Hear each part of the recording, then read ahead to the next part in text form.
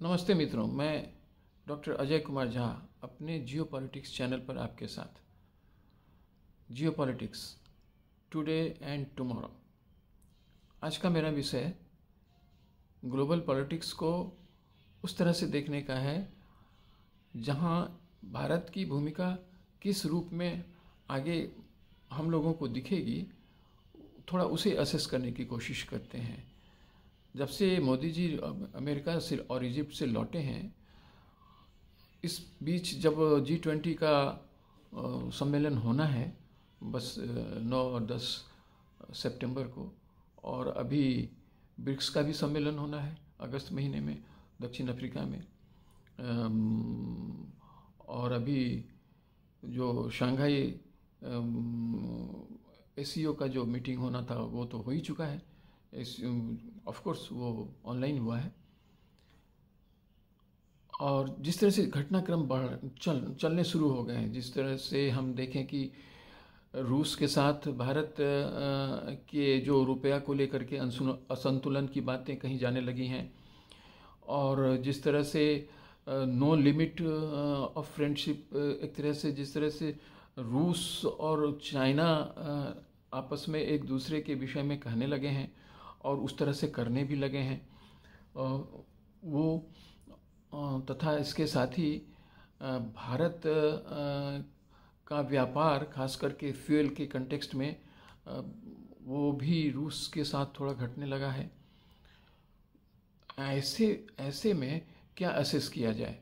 क्या हो सकता है? इंडो पैसिफिक का मसला है। अभी G20 वाला जो सम्मेलन है वो बहुत इम्पॉर्टेंट है। उसमें सारे G20 कंट्री के हेड्स ऑफ गवर्नमेंट या हेड्स ऑफ स्टेट आने वाले हैं। मोस्टली हेड्स ऑफ स्टेट तो के साथ साथ गवर्नमेंट जो है वो तो रहेंगे। तो ऐसे में भारत की क्या स्थिति होगी? और अभी हमें सूचना मिल रही है कि जितने नेवल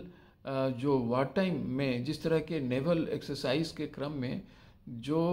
वारशिप्स को जिस तरह के प्रॉब्लम्स झेलने पड़ते हैं, उसके लिए जो कई बार जो उसमें रेकेज होते हैं, कई बार उसमें जो खराबियां आती हैं, उसके लिए भारत में और भारत के आसपास सिंगापुर को अगर हम छोड़ दें और ऑस्ट्रेलिया को छोड़ दें, तो उस तरह का कोई ऐसी जगह नहीं है जहां ऐसे फ्लीट्स का जो वॉर में जो भी फ्लीट्स लगेंगे अलग अलग देशों के, उनका रिपेयर का काम हो सके। अब उसमें भारत को एक ज़बरदस्त सफलता यह मिली है कि उसमें अमेरिका आगे आ रहा है, और अमेरिका भारत के लिए एक ये सपोर्ट बेस तैयार कर रहा है। हालांकि वो भारत के लिए सीधे नहीं कर रहा है, उसका मसला तो खुद का है कि उसके जो वारशिप्स वहाँ जिस तरह से वो अगर उनमें परेशानियाँ होंगी तो जो कुछ भी होगा, तो अब उस हालत में या तो फिर सिंगापुर भेजो, और सिंगापुर में भी वार के समय में चीज़ें और भी दुरुस्त होंगी, ऐसा तो होगा नहीं, वहाँ भी परेशानी ही होगी। साथ ही ऑस्ट्रेलिया तक ऐसे वारशिप्स को जो डैमेज हो चुके हैं या जिसमें किसी तरह के रिपेयर की आवश्यकता है, उसे फिर भेजा जाए, वो भी सही नहीं हो पाएगा। तो कुछ तो अमेरिका के खुद के बेस हैं इंडियन ओशन में भी, लेकिन उसके अलावे एक ज़्यादा भी जो स्टेट ऑफ आर्ट जो टेक्नोलॉजी है उन्हें रिपेयर का, वो नहीं है इस पूरे इंडो पैसिफिक जोन में, जो जिसकी चर्चा मैंने अभी की, जिन देशों की जैसे सिंगापुर और ऑस्ट्रेलिया वगैरह को छोड़ करके। भारत को अब वो होगा, भारत को उसका सपोर्ट मिलेगा, उससे भारत को फ़ायदा भी है फॉरेन एक्सचेंज के मसला में, और भारत की अपनी जो ताकत बढ़ेगी नेवल में, वो तो उसमें तो है ही। पर मैं जिस बात की ओर आपको अपना ध्यान आकर्षित करना चाह रहा था वो ये कि इसकी वजह से जो बैलेंसिंग अभी जो जिस तरह से कुछ संधियाँ, जिस तरह से कुछ एग्रीमेंट, संधियाँ नहीं, जिस तरह से कुछ एग्रीमेंट्स भारत ने स्टेट ऑफ आर्ट, आप चाहे डिफेंस का सेक्टर हो, वो ट्रांसफ़र ऑफ टेक्नोलॉजी का सवाल हो, उन सब चीज़ों पर, स्पेस सेक्टर हो, और भी कई चीज़ें हैं, उन सब पर भारत और अमेरिका में जिस तरह की सहमति बनी है, उससे भारत की नज़दीकियाँ अमेरिका के साथ और वेस्टर्न कंट्रीज के साथ बढ़ने की तो संभावना है ही और बढ़ेंगी ही।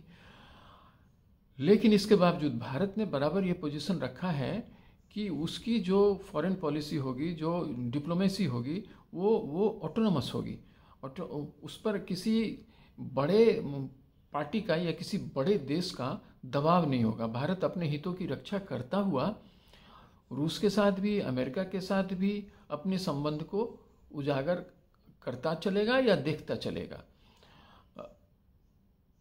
अब ऐसे में अभी हम लोगों ने देखा है कि अभी अजित डोभाल जी रूस गए, उन्होंने साफ साफ तौर पर यह कह दिया है, रूस से यह शेयर किया है इन बातों को, कि आपकी जो मतलब रूस की और आपकी जो निकटता चीन के साथ बढ़ रही है, हमें उस बात पर उतना ऑब्जेक्शन नहीं है उस तरह से, परंतु हमें इस बात के लिए कंसर्न जरूर है कि नो लिमिट के स्तर पर आप लोग एक दूसरे पर डिपेंड करने जा रहे हैं, और इस तरह की घोषणाएं भी हो रही हैं, उस तरह के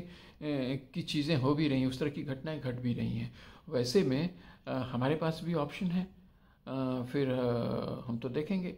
क्योंकि अगर ऐसा होगा तो निश्चित तौर पर एडवांटेज पाकिस्तान होगा, एडवांटेज चाइना होगा, क्योंकि रूस का सीधा सीधा ऐसा कोई मंशा तो है नहीं कि भारत पर किसी तरह का टेरिटोरियल एक्सपेंशन किया जाए। टेरिटोरियल एक्सपेंशन की जो भी मंशा है वो चीन की ओर से है, और वो होता भी रहा है, पाकिस्तान भी उसमें साथ दे रहा है। ये बात अलग है कि उसकी इकोनॉमी खस्ता हाल में है, लेकिन जब चाइना खड़ा है तो खड़ा है, तो फिर तो वैसे ही वह बलवान हो ही चुका है, जो कुछ भी कहिए। और जिस तरह से एससीओ में जितना बड़ा एक्सपेंस, जितने कंट्रीज ऑलमोस्ट शामिल हो चुके हैं, खास करके वो सब सेंट्रल एशिया की कंट्रीज़ हैं, इसके साथ साथ उनके प्रभाव क्षेत्र में आने वाले अफ्रीका के बहुत सारे देश हैं जो उसमें अब शामिल हो रहे हैं और शामिल होने की इच्छा भी जाहिर कर रहे हैं। न्यूजीलैंड तक अब उसमें चाइना के साथ एसोसिएट होना चाह रहा है, जो जिस तरह से भारत को घेरने का और अपने ट्रेड को आगे बढ़ाने के लिए चाइना अपनी तैयारी कर रहा है, उसमें कई बार ऑस्ट्रेलिया भी झुकी जाता है। तो ऐसे में भारत किस तरह से चीज़ों को हैंडल करेगा, यह बहुत ज़्यादा कुछ साफ होगा G20 के शिखर सम्मेलन में। अगर ऐसा कुछ नहीं हुआ जिसमें कि घटना जिस तरह से इंडोनेशिया में घटी थी G20 में, अगर वैसा कुछ नहीं हुआ जिसमें रसिया के जो फॉरेन मिनिस्टर आए थे, प्रेसिडेंट तो आए नहीं, तो वहाँ तो चीज़ें ठीक से हुई नहीं, और यूक्रेन की ही बातें होती रह गई। इस बार तो भारत ने यूक्रेन को आमंत्रित भी नहीं किया है, हालांकि यूक्रेन की इच्छा थी, वेस्टर्न कंट्रीज भी इस बात को चाहते थे, परंतु भारत ने साफ साफ कह दिया ये यूएनओ की मीटिंग नहीं है, ये G20 की मीटिंग है, यहाँ सिर्फ यहाँ यूक्रेन की बात नहीं होगी, यहाँ G20 देशों की बातें होंगी, जहाँ जो उनके इंटरेस्ट को उनके इंटरेस्ट में हो, जो उनके फ़ायदे में हो। तो वैसे में मुझे लगता है कि आज तो एडवांटेज इंडिया हुआ है, भारत ने एक स्कोर लिया है कि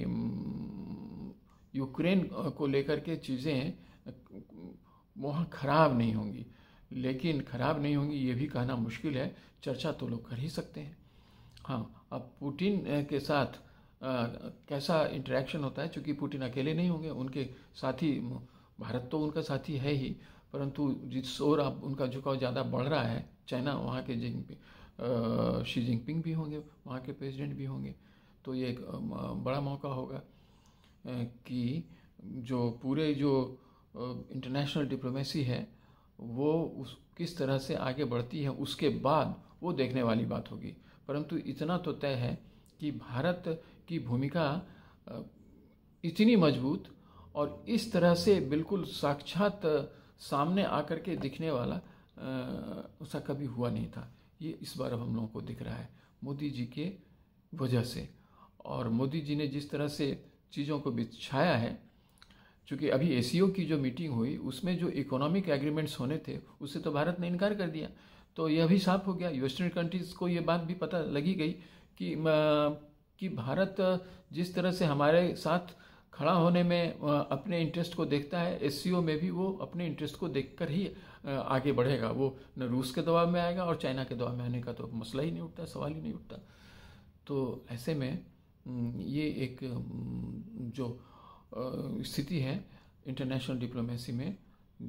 वो देखने लायक है और वो गर्व करने लायक है, उस पर हमें गर्व है। और इसका एडवांटेज तो जो इंटरनेशनल डिप्लोमेसी में भारत को दिखेगा वो तो दिखेगा ही, लेकिन इसके फलाफल मोदी जी को और देशवासियों को दिखेगा 2024 के इलेक्शन में भी। फिर देखते हैं, फिर आगे बात करते हैं ग्लोबल जो डायमेंशन में जो जियो पॉलिटिक्स किस तरह से आगे बढ़ रहा है और बातें आगे घट रही हैं और किसकी ताकत कितनी बढ़ रही है और कितनी उस पर चोट लगने की संभावना है अन्य देशों को। फिर आगे बात करते हैं। धन्यवाद। जय हिंद।